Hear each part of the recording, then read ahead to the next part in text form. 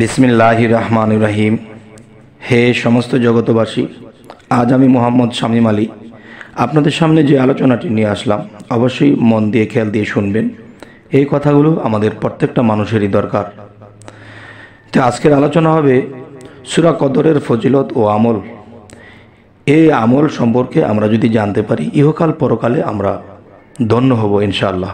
সেটি হলো কি, দেখুন, একদা হযরত রাসূল করিম সাল্লাল্লাহু আলাইহি ওয়াসাল্লাম তাহার সাহাবা বৃন্দর কাছে বনি ইসরাইলের সামন নামক এক বিখ্যাত আবেদের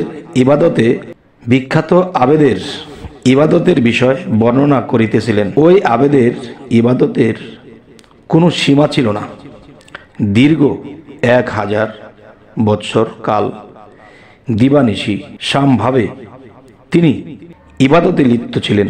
এই কথা শুনিয়া রাসূলের পাকের সাহাবাগণ অত্যন্ত বিমর্ষ হইয়া পড়িলেন।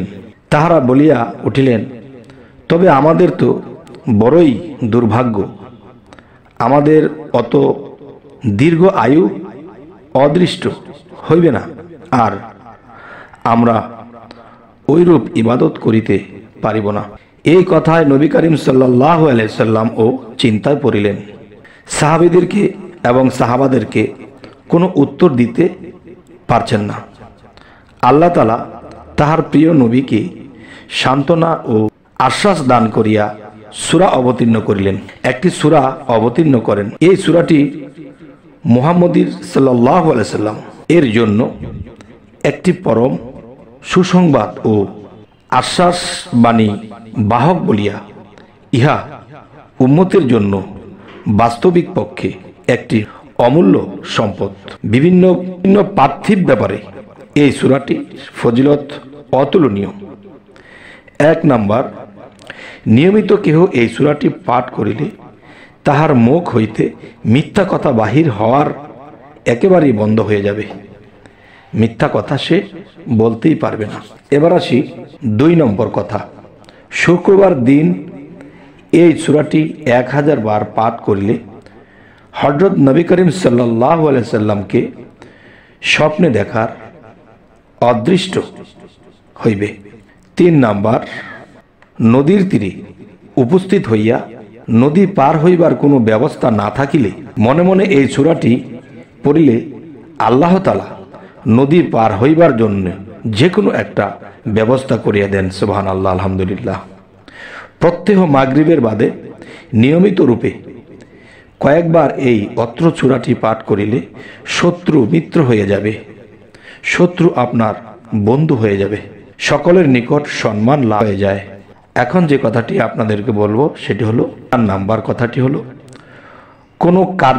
কোনো কার্য আরম্ভকালে বিসমিল্লাহ সহ এই সূরা পাঠ করিয়া লইলে অবশ্যই ফল লাভ করা যায়। 5 নাম্বার কথাটি হলো, দেশে কলেরা, বসন্ত ইত্যাদি মহামারী দেখা দিলে প্রত্যহ ফজরের বাদে 3 বার এই সূরাটি পাঠ করিলে এবং পাঠ করিয়া ফুঁক দিলে নিজের শরীরে, ইহাতে আল্লাহর রহমতে ওই রোগের আক্রমণ করিতে পারিবে না। এবার আসবো আপনাদের সামনে যে কথাটি বলবো, যেই সূরাটির কথা বলবো সেই সূরাটি হলো সূরা আলাকের ফজিলত ও আমল। অত্র সূরায় 5টি আয়াত কোরআন শরীফের সমস্ত সূরায় প্রথমে হেরা পর্বতের গুহায় অবতীর্ণ হইয়াছে। বিশ্বনবী হযরত মুহাম্মদ সাল্লাল্লাহু আলাইহি সাল্লামকে এই সূরা দ্বারাই দিন দুনিয়ার সম্পূর্ণ এলেম ও জ্ঞানের ভাষায় উন্মুক্ত করিয়া দেয়া হয়েছে। প্রবাসী ব্যক্তি সদা সর্বদা অত্র সূরাটি পাঠ করিতে থাকিলে প্রবাসে যাবতীয় বালা মুসিবত হইতে নিরাপদ থাকিবে। এই সূরাটির 2 নম্বর কথা হলো যে এই সূরাটি অধিক মাত্রায় পাঠ করিলে স্মরণ শক্তি এবং মেধা শক্তি অত্যন্ত বৃদ্ধি পাবে। কোন সূরাটির কথা বলতেছি? সূরা আলাকের কথা বলছি। সূরা আলাকের এই ফজিলত। এবার আসবো সূরা জিনের ফজিলত ও আমল।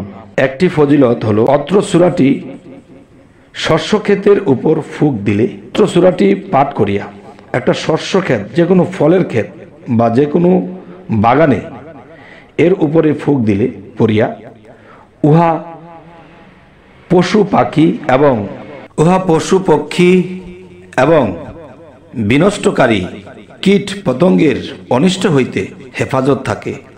এবার আসি সূরা ইনশারাহের ফজিলত ও আমল। প্রত্যেক নামাজের বাদে অত্র সূরাটি 9 বার করিয়া পাঠ করিলে আল্লাহ তাআলা রিজিক বৃদ্ধি করিয়া দেন। সুবহানাল্লাহ, আলহামদুলিল্লাহ। এবার আসি 7 দিন পর্যন্ত সূরা ইনশিরাহের বিষয়টা বলছি। 7 দিন পর্যন্ত প্রত্যেক নামাজের বাদে 41 বার করিয়া পাঠ করিলে নিশ্চয়ই আল্লাহ অর্থশালী বানাইয়া দিবেন। অত্র সূরা কাচের বর্তনে লিখিয়া গোলাপের পানি দ্বারা, মানে গোলাপ জলের পানি দ্বারা ধুইয়া সেই পানি সেবন করিলে মনের চিন্তা দূর হইবে ইনশাআল্লাহ। অত্র সূরাটি পাঠ করিয়া বিছানায় ফুঁক দিয়া আল্লাহর রহমতে বুকের যে কোনো রূপ বেদনা দূর হয়ে যাইবে। সুবহানাল্লাহ, আলহামদুলিল্লাহ। সূরা দোহার ফজিলত ও আমল। কোনো পলাতক ব্যক্তি বা হারানো বস্তুর সন্ধান লাভ করিতে হইলে অত্র সূরাটি 7 বার পাঠ করিবে, ইনশাআল্লাহ সেই জিনিস আল্লাহ ফেরত দিয়ে দেবেন। সূরা লাইলের ফজিলত ও আমল। কোনো রোগাক্রান্ত ব্যক্তি শরীরে অত্র সূরা পড়িয়া ফুঁক দিলে আল্লাহর রহমতে রোগ ভালো হইয়া যাইবে। এরপরে হলো পুরাতন জ্বরের রোগীর শরীরে